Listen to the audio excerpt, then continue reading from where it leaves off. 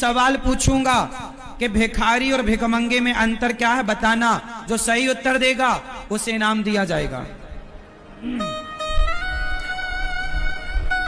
कम से कम 50 करोड़ रुपए का सवाल है ये। सही उत्तर दोगे तो 50 करोड़ का ज्ञान आपके पास। प्रश्न है ये, एक पिता था, उस पिता की एक बेटी और एक बेटा। एक बेटी और एक बेटा दोनों बड़े प्रेम से रहा करते थे, भाई बहन। तभी क्या हुआ कि लड़की अब बड़ी हो गई, सयानी हो गई, विवाह के चर्चा होने लग गई। एक लड़के वाले से लड़की के पिता ने विवाह को तय कर दिया, फिक्स। बारात आई और विवाह की रस्म चालू हुई। जब विवाह की रस्म चालू हुई तो मंडप के नीचे लड़की के पिता ने कन्यादान किया।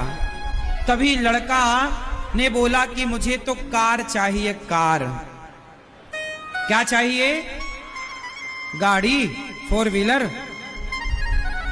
लड़की के पिता ने कहा कि भैया हमारी देखो आपसे ऐसी तो कोई बात थी नहीं कि हम आपको गाड़ी गिफ्ट करें। जितना बात हुई थी हम उतना धन धान्य आपको दे रहे हैं। लड़का मचल गया, बोले नहीं, मुझे तो शादी तब करूंगा जब मुझे 4 चक्के की गाड़ी चाहिए, गाड़ी लूंगा। लड़की का बाप बेचारा क्या ना करता, उसे लगा कि यदि कहीं ये मेरी बेटी को तंग ना करे, परेशान ना करे, बाप तो बाप होता है ना।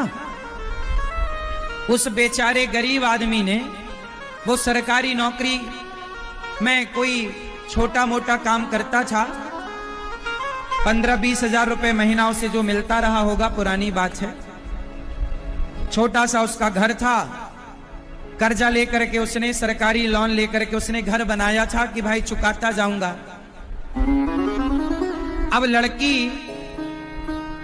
का घर अच्छा हो, लड़के ने कहा कि गाड़ी चाहिए, तो लड़की के पिता ने अपने घर को गिरवी रख दिया और जो 5-7 लाख रुपए या 10 लाख रुपए जो भी उस घर से उसे मिला, एक गाड़ी खरीदी उसने और अपने दामाद को गाड़ी गिफ्ट कर दी। चलो भाई कोई बात नहीं, लड़की खुश रहे, हर बाप का यही सपना होता है।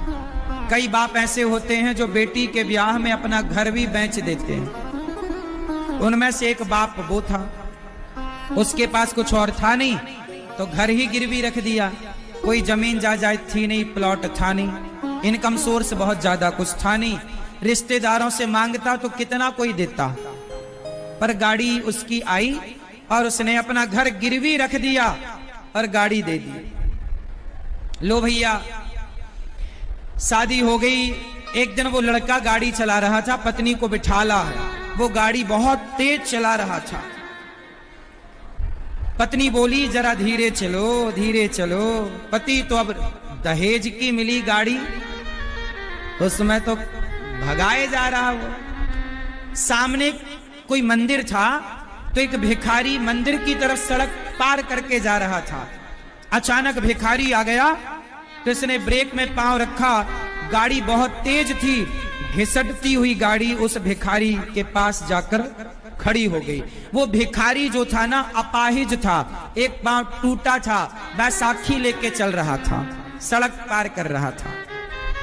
तभी लड़की निकली और उस भिखारी के 100 रुपए देकर कहा भैया आप किनारे हो जाओ आराम से। उस लड़की पत्नी ने हाथ, उस पति ने कहा, उसके वो जो गाड़ी के लिए मचल गया था, उसने कहा क्या जरूरत है इसे 100 रुपए देने की, क्यों तुम कमा के खा नहीं सकते, क्या जरूरत थी भीख मांगने की, अभी तुम गाड़ी के नीचे आके मर जाते तो मेरा कितना नुकसान हो जाता, कमा के खा नहीं सकते, भीख मांगते रहते हो।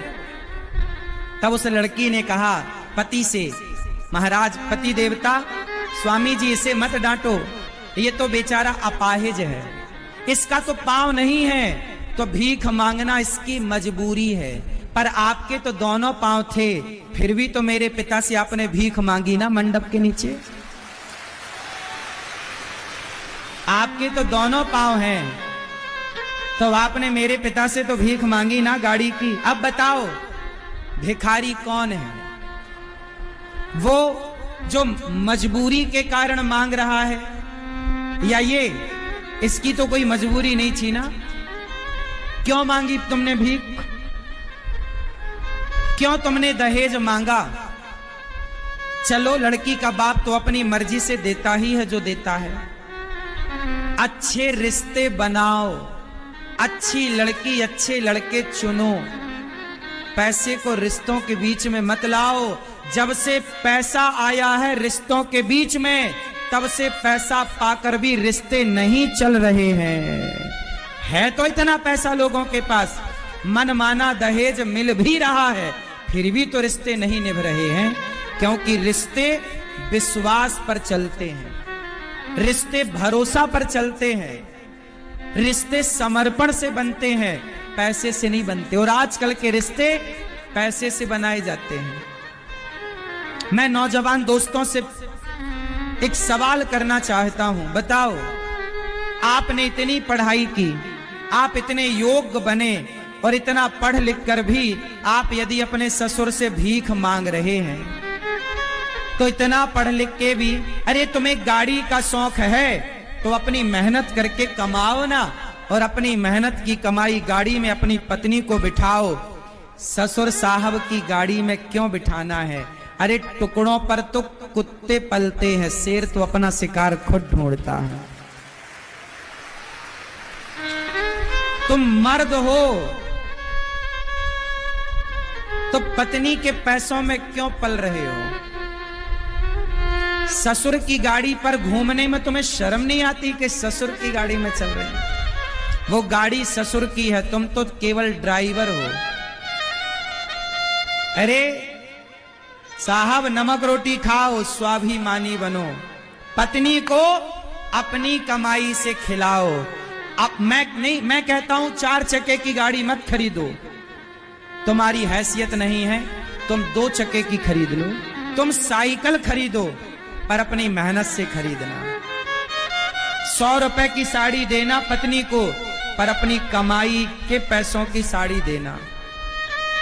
रिश्तों में ना पत्नी से कभी पूछा है आपने कि तुम खुश हो? पत्नियां तब खुश होती हैं और माता पिता तब खुश होते हैं जब आप अपने पांव पे खड़े होते हैं और अपने बल से अपने घर की जिम्मेदारियां पूरी करते हैं।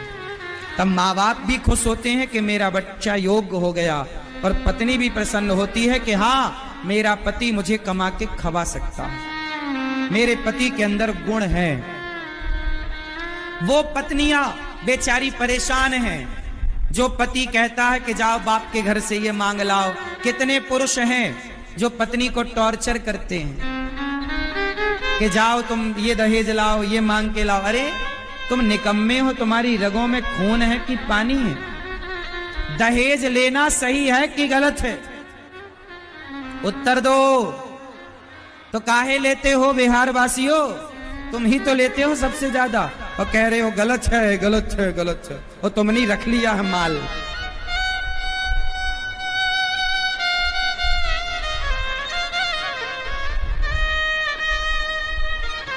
टुकड़ों पे कौन पलता है?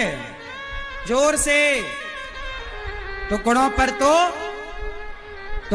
तो कुत्ते पलते हैं, कुत्ते।